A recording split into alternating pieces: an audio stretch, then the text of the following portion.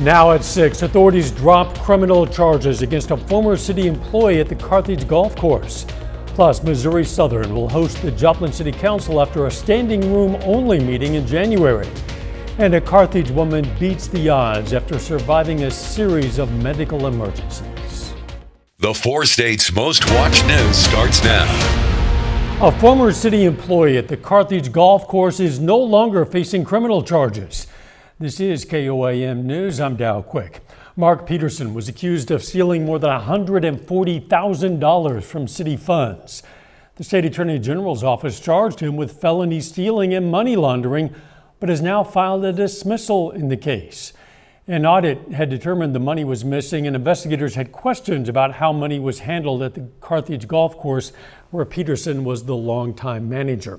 Peterson's attorney says, quote, "This case highlights the dangerous circumstances when data may be manipulated to arrive at the conclusion desired." He adds that the legal team sifted through terabytes of data to demonstrate Peterson's innocence. The charges could be refiled at a later time. The FBI is searching for a Southwest Missouri man accused of running a massive cattle fraud scheme. The U.S. Attorney's Office filed federal charges against Joshua Robert Link of Strafford, Missouri. Prosecutors say it was a $220 million scam that victimized people, more than 2,200 people nationwide. Link and 4 others allegedly promised investors they would buy specific cattle, raise them, and sell the meat for profit through their company, Agridime. Instead, authorities say they used new investor money to pay earlier investors and personal expenses. The other defendants have been arrested. Another beautiful day out there. Let's check in with meteorologist Austin Stantz. Yeah, Dow, a beautiful day, no doubt. 70 degrees for today. Joplin Regional Airport, 253 this afternoon. That's 20 degrees warmer than our average, which is 50 for this time of year. Take notice that weekend rainfall now putting us just slightly over, near half an inch above average for the month of precipitation, for the month of February for precipitation. Heading into this evening, sunsets starting tomorrow will be at 6 o'clock and then 6:01 the following day. So sunsets will officially be after 6 p.m. starting tomorrow. 64 degrees, mostly clear out right now. We will start to see some cloud cover begin to increase. Also take notice to those winds out of the south, 13 miles per hour. It's going to be a little bit breezy heading into tomorrow. That's going to help our temperatures climb well above average once again. But then we're going to start sliding back down. We're going to talk all about it coming up in my full forecast. Catching a few, the Joplin City Council will hold a highly anticipated city council meeting tomorrow night at Missouri Southern. The city decided to move it after a larger than expected crowd, all talking about the data center. KOAM's Kenny Foreman breaks down what residents should expect. This is a meeting that many have been keeping their eyes on since January 20th. When after 7 hours and a multitude of speakers, the council voted in favor of annexing and rezoning 540 acres of the Wildwood Ranch property at the intersection of Central City Road West and West 20th Street. An agreement was reached in 2009 between Wildwood and the city to annex the land into the city by 2029. Many residents have expressed concern at the idea of this going through, with the land's developer Jimmer Pinjov expressing a desire to construct a data center. After the January 20th meeting, Director of Planning, Development, and Neighborhood Services Troy Belander told KOAM that even if an agreement is reached, an environmental study would still need to be conducted before potential construction could start. The Joplin Sustainable Technology Alliance was unable to get enough petition signatures in time to trigger an automatic ballot measure, but are still working on a petition for a 12-month moratorium to ensure the city will conduct an environmental study before any construction. The council is expected to vote on a second and third reading of the annexation and rezoning Tuesday night. The meeting was moved to MSSU's Corley Auditorium to accommodate more people following last month's large turnout. Kenny Foreman, KOAM News. Tomorrow night's city council meeting is scheduled to begin at 6 p.m. During Heart Month, a longtime Jasper County nurse is sharing her survival story after suffering what doctors call a widowmaker, one of the most deadly types of heart attacks. After she was rushed into surgery, hospital staff performed CPR for an hour, something doctors say many patients just don't survive. Well, now she says the experience changed her perspective on health and prevention. If I could go back and say I'm going to take better care of myself, I would. I'd watch my diet closer. I'd exercise more. And those are things that you put off because you're a busy nurse working 50, 60 hours a week and you don't have time for that. But I would make time for that because now I realize how important it is to take care of yourself. Annette's doctor says when it comes to a heart emergency, every second matters, and calling 911 right away could save a life. We're going to have a lot more on this story for you tonight on KOAM News at 10. Coming up, what better way to celebrate President's Day than with the return of the Great American Flag Swap? Details are on the way, but up first. Despite the production halt of pennies, coin collectors are still gathering around to learn the history and value of the coinage. I'm Nelly Lopez with more details on that coming up. Coin collectors continue their hobby despite the government stopping penny production last year. KOAM's Nelly Lopez stopped by a common sense presentation today to speak with Dave Sorick, owner of In God We Trust LLC, to see what pennies are worth looking for. You just like coins, you know. You look at them and they're old and then find out they're a little valuable, then you really like them. Coin collectors are still picking up pennies, even though the U.S. government halted the coins production in 2025, which didn't come to a surprise to a district representative for the American Numismatic Association, America's Coin Club. We kind of saw it coming. It's very expensive to make the cents. So it's a money-saving thing, and I think it'll be good overall. There's been a bit of overreaction to it in terms of taking cents out of circulation. There are billions and billions of cents in production, and there should be plenty to go around. Part of what we're doing today is encouraging people to spend their loose change so that in our area we can continue commerce with money. Even though Dave is encouraging to still use loose change, there are some pennies that carry more value than others. Predominantly, we're talking about coins that are made before 1981. Those are actually copper cents. The cents that have been made since then, 1982 to present, are actually a zinc base with a copper wash, and they really have very little intrinsic value. We're encouraging people to spend those. There are older collectible coins too, like wheat cents in the Lincoln series or Indian cents, and those are highly collectible as well.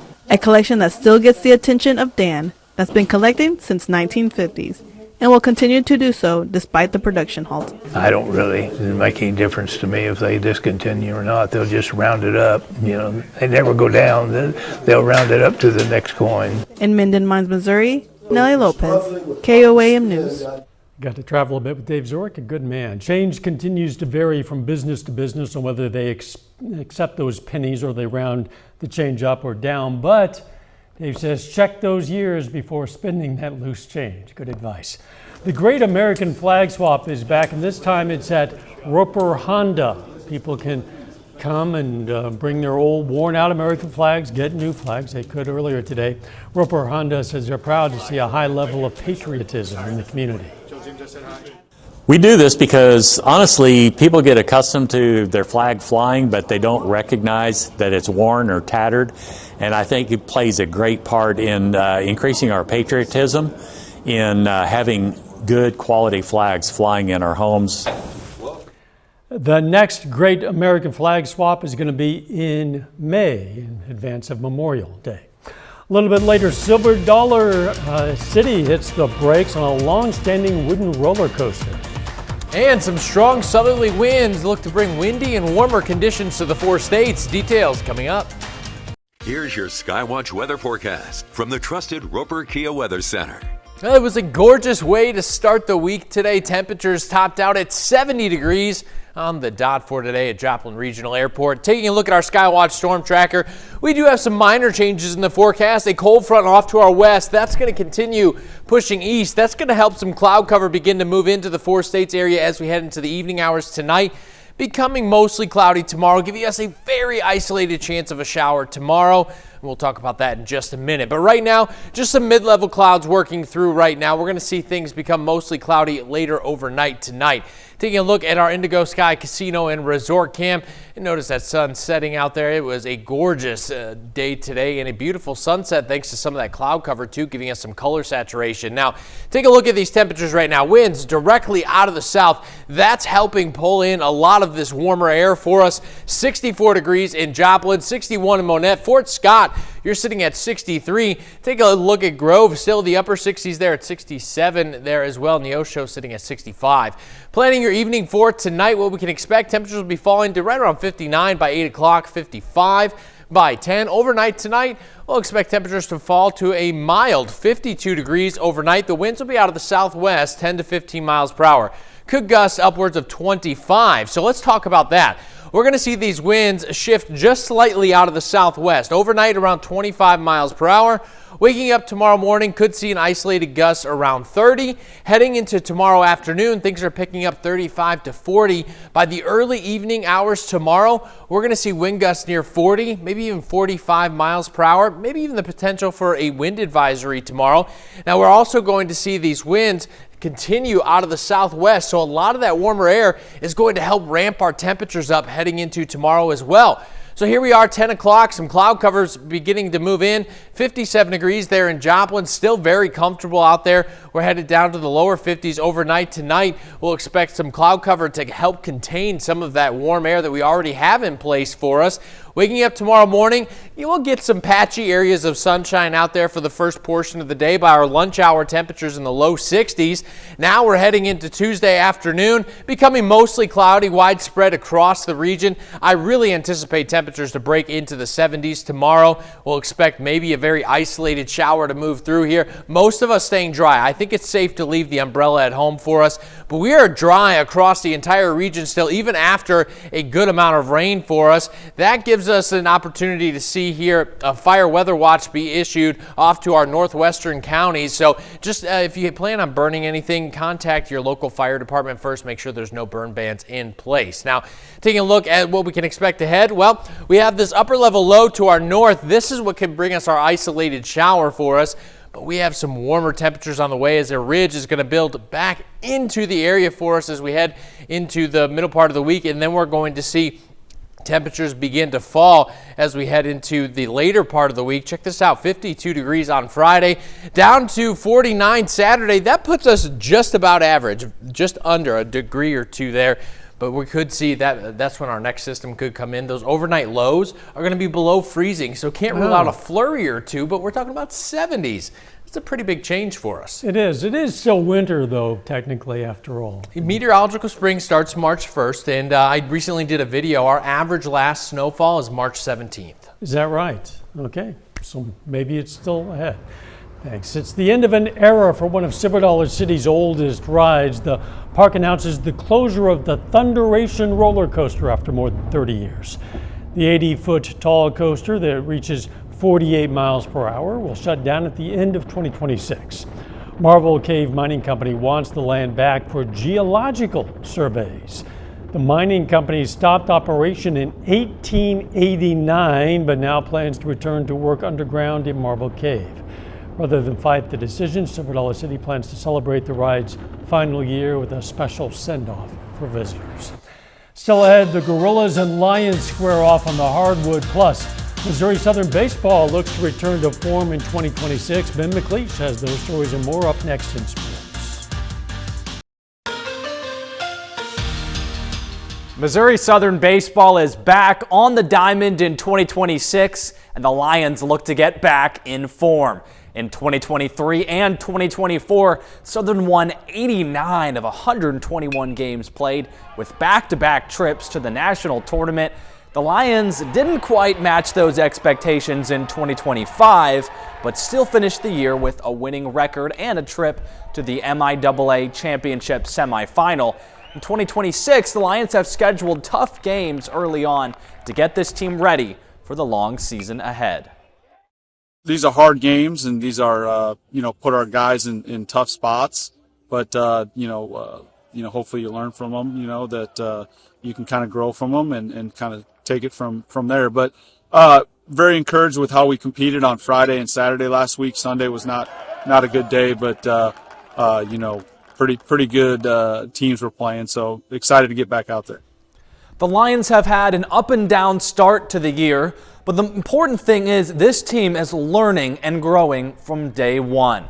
MSSU has lots of new faces on the pitching staff, but multiple veterans in the lineup to lead the way, like Will Daugherty, Ethan Clark, and Braden Lukart. And instead of focusing on the inconsistent start, they're looking forward to the future of this team. Baseball is cool because you always get tomorrow, and you play 3 times a weekend, 3 or 4 times a weekend. So, if you do fail, you got the chance to come back the next day and kind of prove yourself and, just take it one game at a time. It's a long season. It takes a long year to have a good year, and it takes a long year to have a bad year. So, just individually and team success-wise, just kind of remaining level-headed and just keeping that confidence in yourself. Today, Southern wrapped up the Lion Classic with a matchup against Minnesota State Mankato, and it was a nail-biter, but the Mavericks come out on top 9-8. The Lions were down 7-1 and came all the way back to tie it up. Then down by 1 in the 7th, they knotted it up again at 8 runs apiece. But MSSU wasn't able to respond a third time, dropping the final game of the tourney. Next up, the Lions head to Claremore this Friday for their first MIAA series, taking on Rogers State in a 3-game slate. And at John Lance Arena, the Lions and Gorillas are dueling right now on the hardwood. These teams come into the matchup with very similar resumes. The Gorillas are 6th in the MIAA with an 8-6 conference record and 14-10 overall clip. So far, PSU's problem has been consistency. The Gorillas haven't won 2 in a row since their 3-game win streak in early January. Meanwhile, the Lions have an even 7-7 conference record, coming off back-to-back losses. But these teams are currently stuck in the middle of the pack. They could, however, soar into a top quarter finish with a strong month. We'll have highlights from this matchup coming up at 10. That's a look at sports. We're back with more after the break. Here's a look at what's coming up on KOAM News at 9 on Fox 14 tonight. A building closure forces tough decisions for the Southeast School District. Plus, 3 heart attacks, 60 minutes of CPR, and a rare life-saving procedure. One woman's fight for life. We'll have more on that. And millions of World Cup fans will arrive this summer, but they don't want to pay with cash. How businesses are preparing for a cashless World Cup. Those stories, a lot more, it's coming up tonight. KOAM News at 9 on Fox 14. Kansas State University introduces a robot assistant to help hospitality students prepare for the future. The Wabash Cannon Bot operates at Lacey's Fresh Fare and Catering, delivering food directly to customers after a student employee's input destinations. The robot is part of a food production management class funded by the USDA to bring advanced technology into the classroom. Students say the robot provides valuable experience with technology they'll encounter in their careers. Amazing tech, amazing weather we've been experiencing. Yeah, absolutely. Taking a look at our High Winds Casino cam, if you're headed out tonight, you might even be able to head out with the windows down. We're going to drop to the low 50s overnight tonight. Tomorrow, back into the 70s, same for Wednesday. Upper 60s on Thursday. Friday, a little bit cooler. Our next system moves in over the weekend. You'll see those overnight low temperatures there below freezing. So if we did have a shower or two overnight during the coldest period, maybe you sneak in a flurry or two. All right, we'll enjoy the nice weather while it's here. Thanks for joining us. We're going to see you right back here for KOAM News at 10. Let's make it a great evening.